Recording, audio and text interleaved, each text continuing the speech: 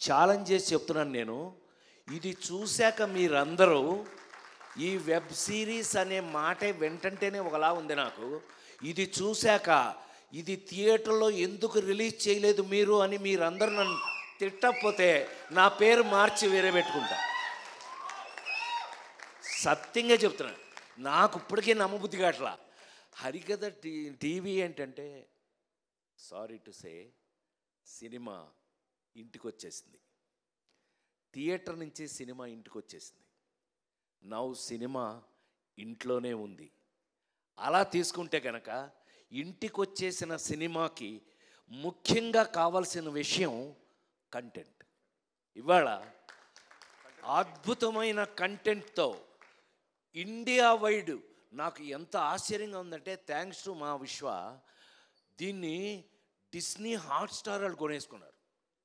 నేనేం చేయలేను, పాప నవ్వుతాడు ఏదో అంటే, ఏం చేయలేము. కానీ కంటెంట్కి, ఇందులో ఉన్న కంటెంట్ని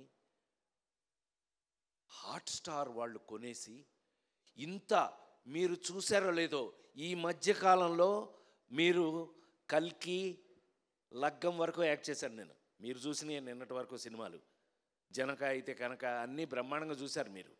నేను లైన్లోనే ఉన్నా. కానీ నన్ను ఏమండి, ఆ చిరంజీవి కూతురు మేల్కొండ ఉండకుండా సేనాపతి అని ఒక సినిమా తీసి ఇండియాలోనే బాంబేలో ఫంక్షన్ చేశారు.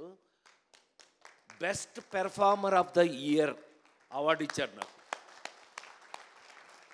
నన్ను ఎందులోనూ వదలట్లేదు. అందుకని నేను ఎక్కువ అంతకంటే మాట్లాడకుండా ఈవేళ డిస్నీ హాట్స్టార్లో హరికథ సంభవామి యుగే యుగే 48 సంవత్సరాలుగా ఇండస్ట్రీలో కంటిన్యూ అవ్వడం it's not a joke. As you it's not a joke. 48 years నేను ఇంకా పనిచేస్తూ నా కోసం. ఇందాక కొన్ని ఫోటోలు చూడండి, వాడు చూడండి, వాడు ఏంటి, వాడు నీ డబ్బా ముసిలినా నీకెంత పోరా అని అనలేం. రంగాచారి మరి ముఖ్యంగా ఒక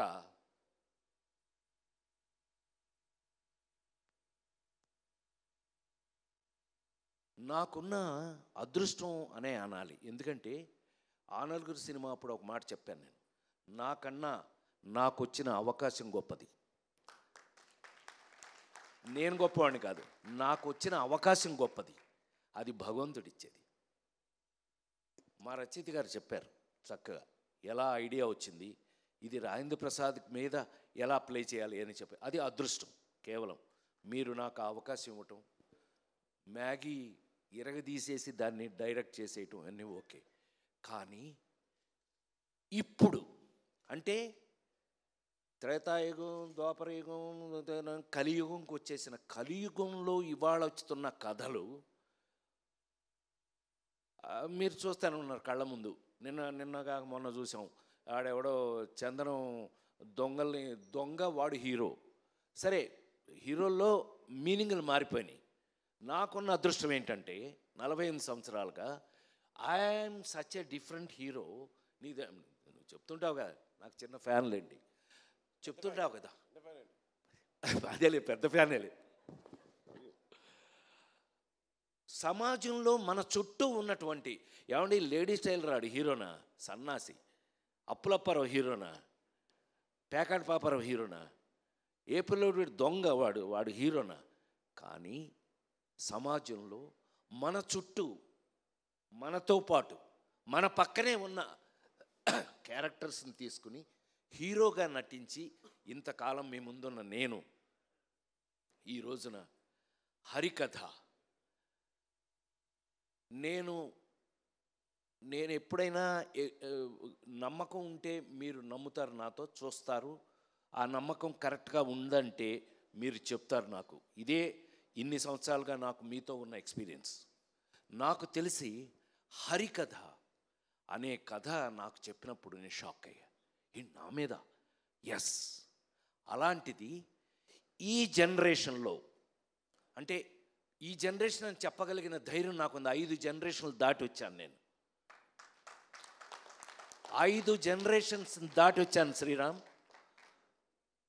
రామారావు నాగేశ్వరరావు ఒక జనరేషను, కృష్ణన్నయ్య సోమబాబు అన్నయ్య వాళ్ళది ఒక జనరేషను, చిరంజీవి నేను మేము ఒక జనరేషను, మహేష్ బాబు జూనియర్ ఎన్టీఆర్ అల్లు అర్జున్ ఒక జనరేషను. ఇప్పుడు కొత్త కొత్త కుర్రాళ్ళు మనకు పేర్లు కూడా తెలియదు, పక్కన యాక్ట్ చేస్తున్నాడు, పేర్లు కూడా జోక్ అది చేసేస్తున్నారు. చిన్న చిన్న కుర్రాళ్ళు యంగ్స్టర్స్ అంటున్నాడు, బాబోయ్ అంటున్నా వాళ్ళని చూసి.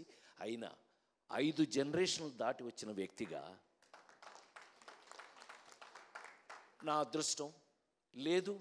యాక్టర్గా నేను పనికొస్తానని నాకు మా వాళ్ళు రాస్తున్న క్యారెక్టరైజేషన్స్ కానీ ఏదైనా కానీ వీళ్ళతో పాటు కలిసి యాక్ట్ చేస్తుంటే ఇంకా ఫ్రెష్గా ఉండటం గొప్ప విషయం. అయితే అతి ఆశ్చర్యమైన విషయం ఏంటంటే హరికథ సినిమాలో ఎప్పుడో ఎన్టీ రామారావు గారు నాగేశ్వరరావు గారు వాళ్ళు యాక్ట్ చేసిన కథ తీసుకొచ్చి ఇవాళ రాజేంద్ర ప్రసాద్ అనే నాకు తీసుకొచ్చి తగిలించడం ఇది నాడే జోక్.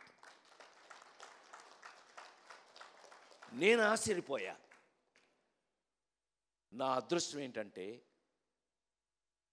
నాతో పాటు ఈ సినిమాలో ఒక హరిహరులు మహావిష్ణువు హరి గురించి నాటకాలు వేస్తూ జీవితాంతం హరి గురించే ప్రజలకి చెప్పినటువంటి ఒక నాటకాలు వేసుకునే ఒక రంగాచారి, అతని చుట్టూ ఫ్యామిలీ. నా అదృష్టవశాత్తు సురభి నాటకం వారు నాతో జాయిన్ అవ్వటం నా అదృష్టంగా భావిస్తున్నాను. నిజంగా 140 సంవత్సరాల ఎక్స్పీరియన్స్ ఉన్న వారితో పాటు అందులో ఒక ఫ్యామిలీ మెంబర్గా నన్ను జాయిన్ చేసుకుని వారు చివరికి ఈ సినిమాలో నాకున్న అదృష్టం ఏంటంటే నా మేకప్ కూడా వారి చేత వేయించుకుని వారు నాకు మేకప్ వేసి నా ముఖంలో ఏమేమి పౌరాణికం కనపడగలదో ఇవాళ అది చూస్తే నాకు ఆశ్చర్యంగా ఉంది. ఈ ఫేస్ చూడండి, నాది శ్రీరామ్ది ఇద్దరిది. ఆ ఫేస్ చూడండి, ఆ ముఖంలో నా ఫేస్లో ఉన్నటువంటి డీటెయిల్స్, మేకప్ డీటెయిల్స్ని బయటకు లాగిన